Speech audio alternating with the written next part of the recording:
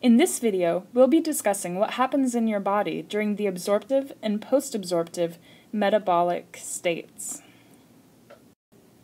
We'll be covering information from Chapter 25, pages 934 to 937. Specifically, we'll be covering Section 25.5, which begins on page 934, and the spotlight figure found on pages 936 and 937. The level of nutrients circulating in your blood changes throughout the day, depending on how long it's been since your last meal. This chart shows how the level of nutrients in our blood rise during a meal and slowly decline with time after eating.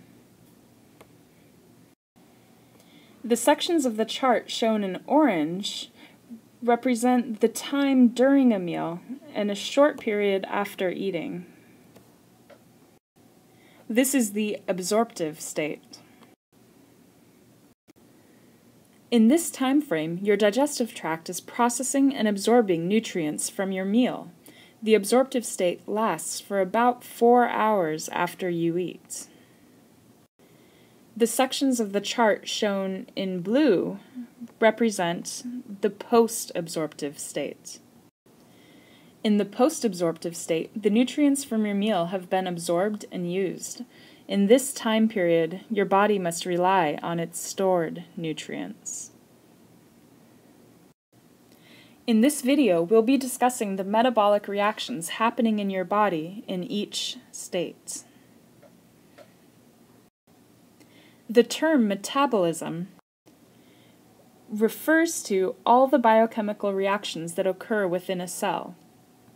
Metabolic reactions can be divided into 2 categories: anabolism and catabolism. Anabolic reactions are those reactions where small molecules are joined together to make large molecules. When you hear the term anabolism or anabolic reactions, think about anabolic steroids.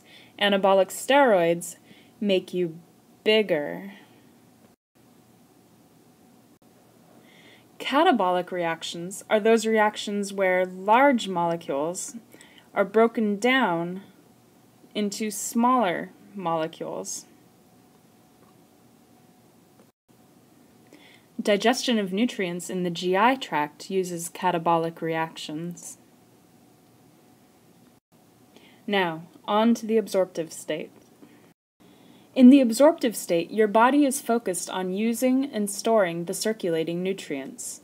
Circulating glucose is being broken down to generate ATP, but apart from that, the majority of the reactions going on are anabolic. Anabolic reactions dominate the absorptive state. In adipose tissue, lipids and glucose are being used to build your fat stores. In skeletal muscle, glucose molecules are being stored as glycogen, and amino acids are being used to make protein. In the liver, glucose is being used to make glycogen and fats, amino acids are being used for protein synthesis, and excess amino acids are being converted to fats for energy storage. This diagram summarizes the major reactions of the absorptive state in more detail. The blue arrows indicate anabolic reactions, and the orange arrows indicate catabolic reactions. You do have cellular respiration going on, as always, using circulating glucose to make ATP. You have circulating amino acids being used to make proteins. You have circulating lipids being stored as fats. If you have excess amounts of glucose around, more than you need to make ATP, it can be converted to glycogen. This process is known as glycogenesis.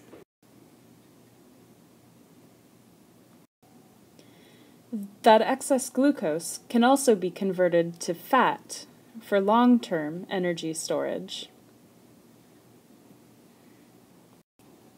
Several hormones stimulate the protein synthesis happening in this state.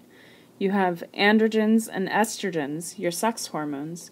Growth hormone stimulates protein synthesis as well. But the dominant hormone in this metabolic state is insulin. Insulin stimulates protein synthesis, it stimulates fat storage, and it stimulates glycogenesis. Now think back to the endocrine system. Do you remember the effect that insulin has on blood glucose levels? Insulin lowers blood glucose levels by telling your cells to take in glucose from the blood and use it. The hormone glucagon raises blood glucose levels when they get too low.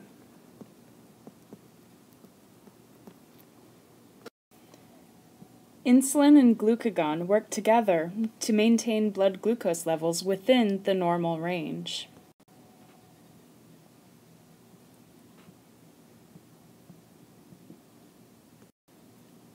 Before you eat, insulin levels are low, and blood glucagon levels are relatively high.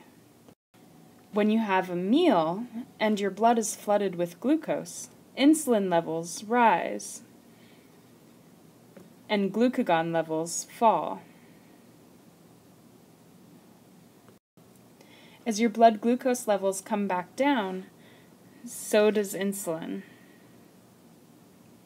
When blood glucose and insulin levels fall far enough, the glucagon levels start to rise again.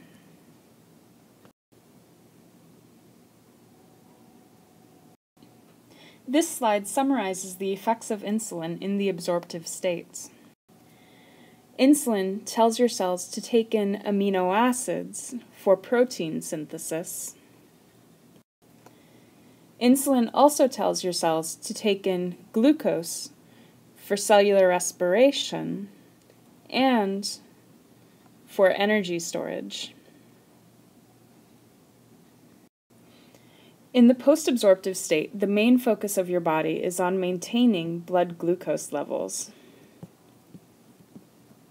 You see, some very important parts of your body have a strong preference for glucose as an energy source. Your red blood cells lack mitochondria, so they need glucose to perform glycolysis. Your kidneys prefer glucose too. Last, but certainly not least, your brain relies heavily on glucose. Your brain just isn't very good at using fats as an energy source. In the post-absorptive state, most of your other organs go into glucose-sparing mode. This means that organs other than the brain downregulate their use of glucose and increase their use of fat for energy. So what little glucose is around is spared for the brain. Glucocorticoids from the adrenal cortex stimulate this shift to glucose-sparing mode. The majority of the reactions going on in the post-absorptive state are catabolic. Stored energy sources are being broken down to provide circulating nutrients. Those circulating nutrients are broken down for energy. In adipose tissue, fat is being broken down to glycerol and fatty acids that can be released into circulation. This fat breakdown is called lipolysis.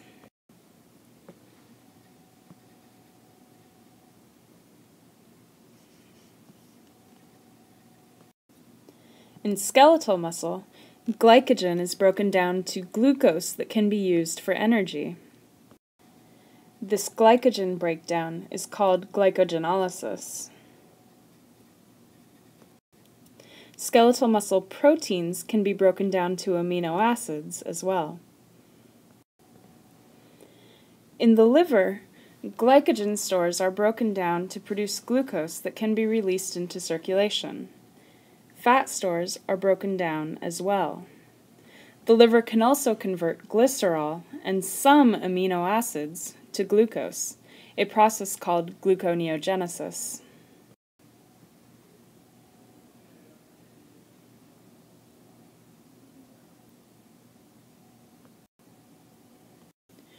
Glycogen stores in the liver and skeletal muscle are used a little differently. Glucose formed by glycogenolysis in skeletal muscle is not released into the blood. When glucose in the liver is broken down, the glucose is released into circulation. Think of it as the skeletal muscle being selfish with its glucose, and the liver being generous. This diagram summarizes the major reactions of the post-absorptive state in more detail. Again, the blue arrows indicate anabolic reactions, and the orange arrows indicate catabolic reactions. Note that gluconeogenesis is the only real anabolic reaction going on. You have glycogen being broken down to form glucose. You have triglycerides being broken down to glycerol and fatty acids. You have proteins being broken down to amino acids.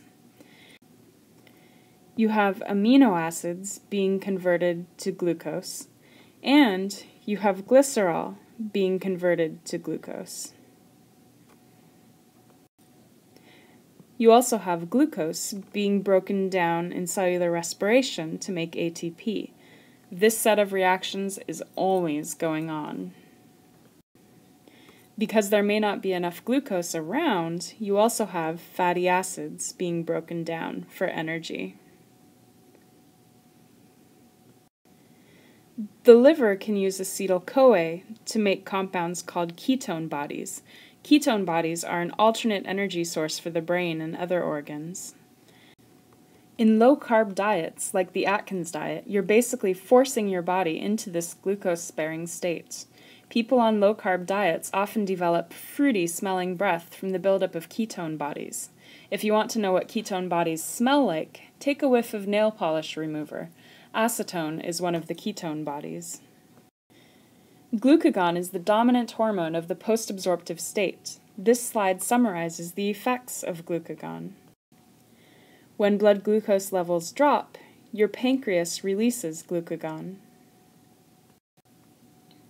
Glucagon promotes glycogenolysis and gluconeogenesis, producing more glucose for release into the blood. Glucagon also stimulates fat breakdown, producing fatty acids for release into circulation as an energy alternative to glucose. When your sympathetic nervous system gets activated, the fight or flight response, release of epinephrine has similar effects to glucagon. Epinephrine also promotes glycogenolysis and gluconeogenesis and stimulates fat breakdown. After studying this video and your text, you should be able to identify the metabolic effects of insulin, glucagon, and epinephrine, and compare and contrast the absorptive and post-absorptive states. When comparing and contrasting these metabolic states, consider which type of metabolism predominates in each state, and what reactions are happening in adipose tissue, skeletal muscle, and the liver.